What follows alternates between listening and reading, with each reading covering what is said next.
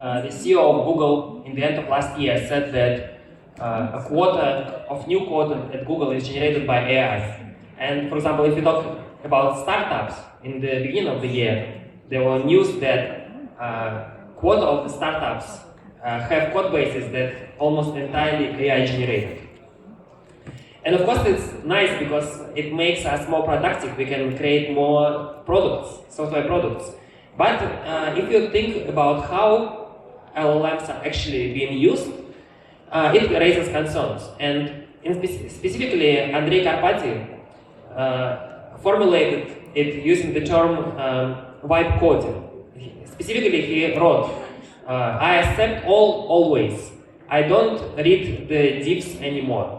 When I get error messages, I just copy-paste them with no comment. Usually that fixes it.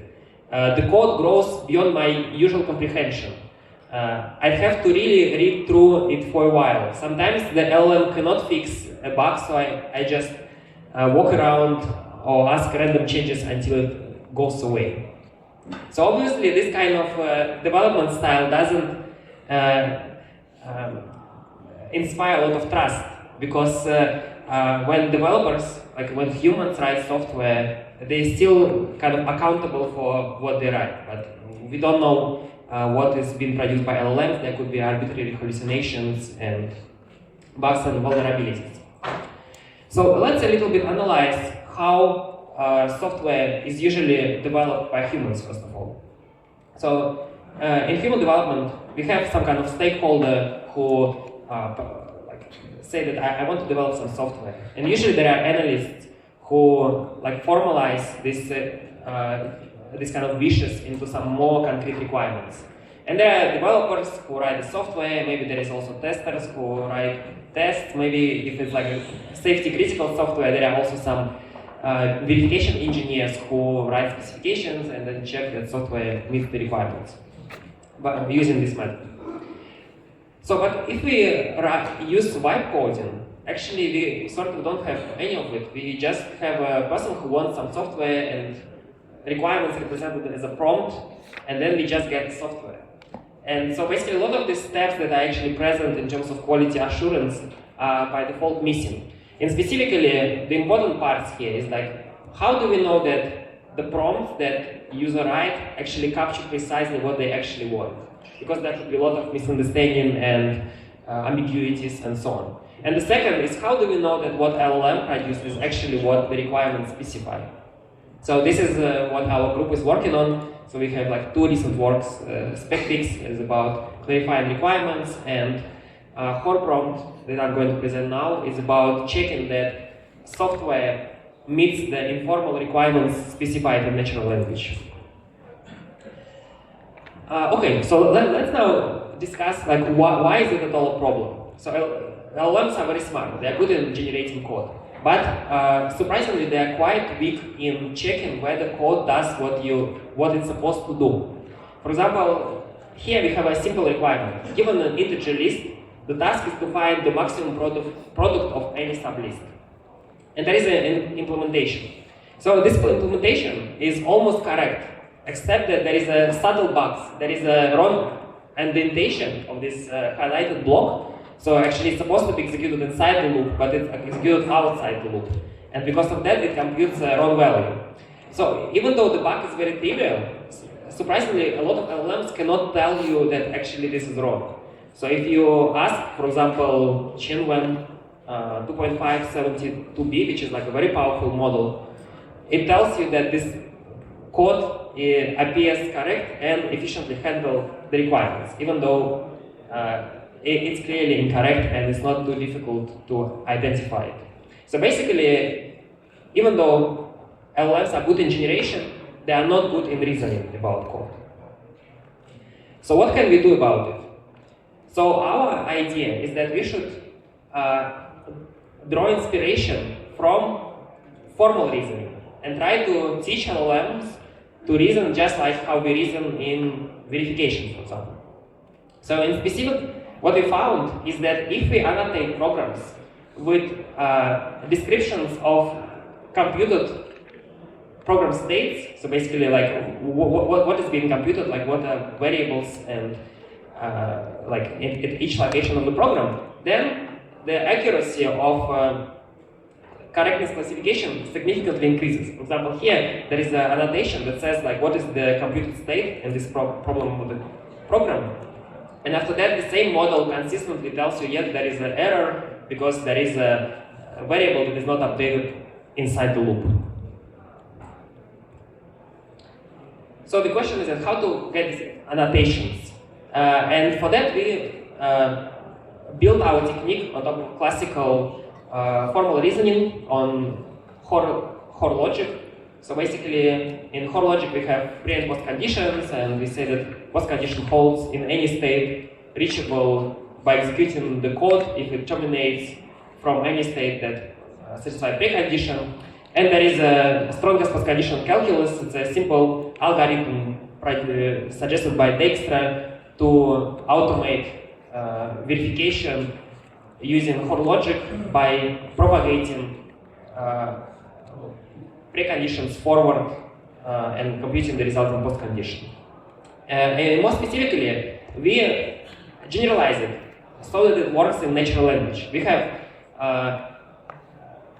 like a natural Hoare triple. It consists of a precondition expressed in natural language, a code, and postcondition expressed in natural language. And we have what we call like a strongest postcondition, natural strongest postcondition model, which is like a conditional probability distribution where postcondition, there is this distribution of postcondition, condition on preconditions and code, and basically it does the same as strongest postcondition calculus defined by Dijkstra but in natural language. So let me show you what is the advantage of this approach. So why do we need to reason in natural language? Because usually humans think in terms of high-level requirements that are easily expressed in natural language and sometimes not so easily expressed in formal language. And using this way of reasoning actually can capture high-level intuitions precisely. So for example, here we have some fragment of code. And of course you can guess what it does, but if you define it as a logical formula, it's going to be relatively complicated. But on the other hand, if you say that year is an integer, then our tool is going to compute, describe it in a very natural way. It says that basically the condition SAT is true if the year is a leap year according to the Georgian calendar. So basically, you kind of like map, you align the formal semantics of the language with informal requirements by using this approach. So in summary, the way it works is that we have problem description and we have a program that we don't know whether it's correct or not.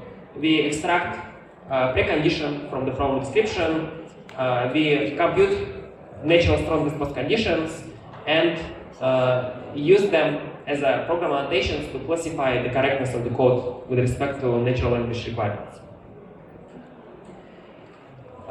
So the key advantage of this approach in terms of why it works better than just naively asking LLM is because it helps you to decompose reasoning into simpler steps.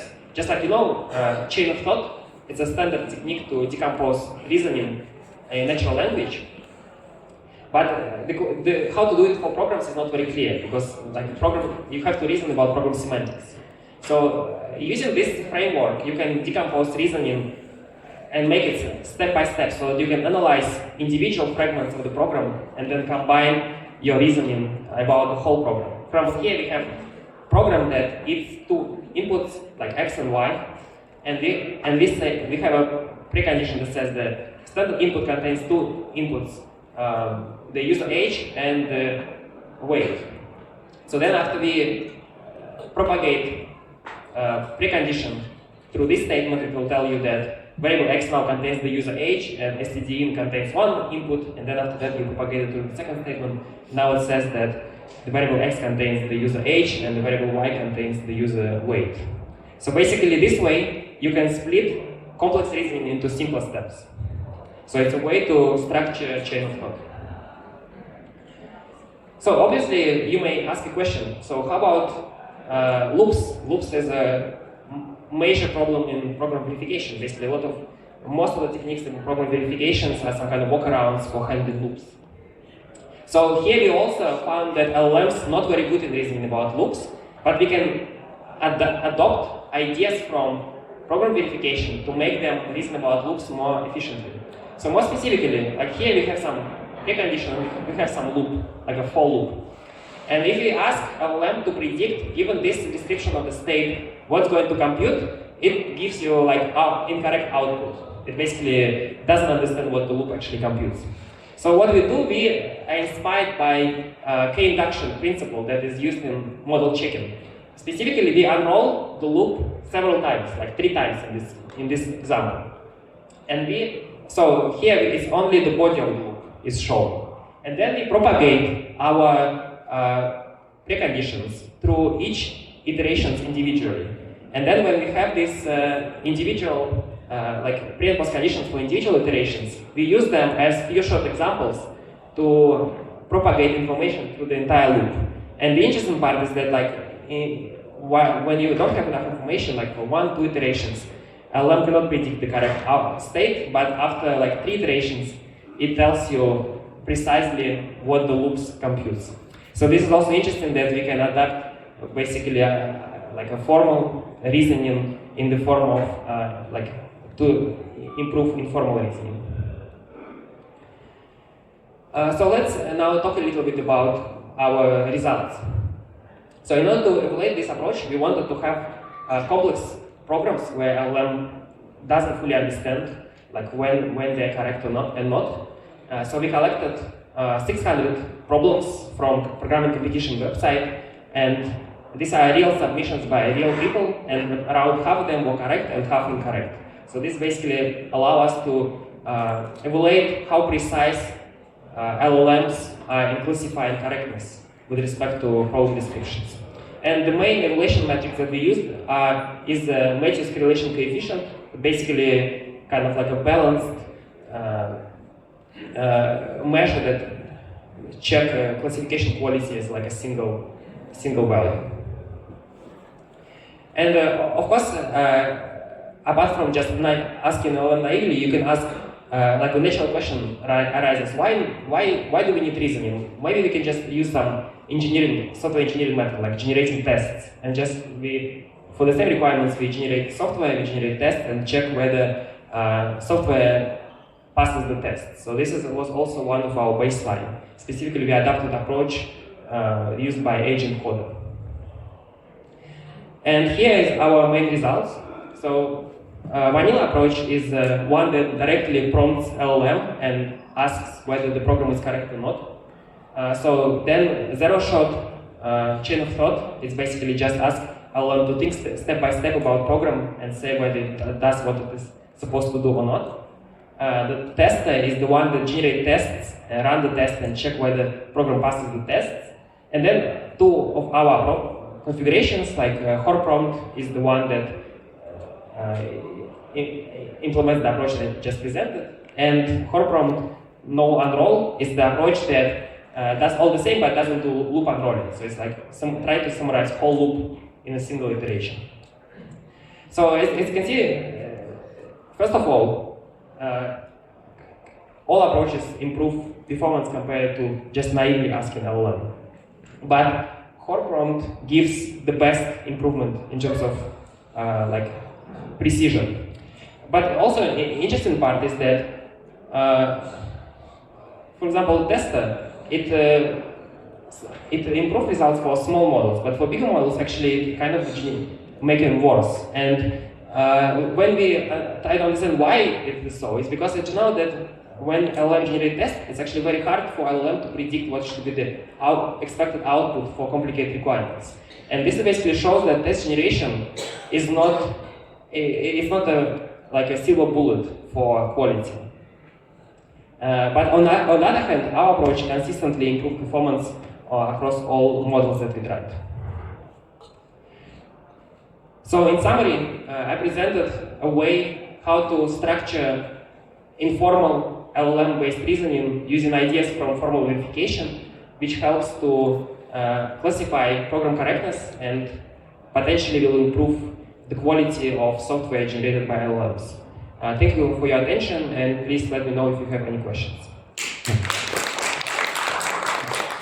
好，我们一个问题吧，还是时间关系，对。 Probably just a quick one. In an example of loops, we used precondition and postcondition. Do you have any empirical experience in, say, using adding invariants? Does it help? Experience of what, sorry? Adding invariants. So, for example, the human programmer, say, postulate invariant of the loop, and then write it in the problem. And would that improve the? I see. Okay, this is a good question. Because you see, there's like different ways to handle loops, like invariant-based one technique or some kind of induction is different. Like usually invariants you have to provide, someone have to write about. Yeah, so programmers to provide some insight. So in this case, like we try to kind of imitate like, this kind of inductive reasoning, fully automatic. So like nobody needs to provide any data. But in principle, if you provide invariant, it may be still, I mean, it may be will work even better, but we haven't tried it. But it's an interesting idea. Thank you. It would be good to know, thank you. Yeah, thanks.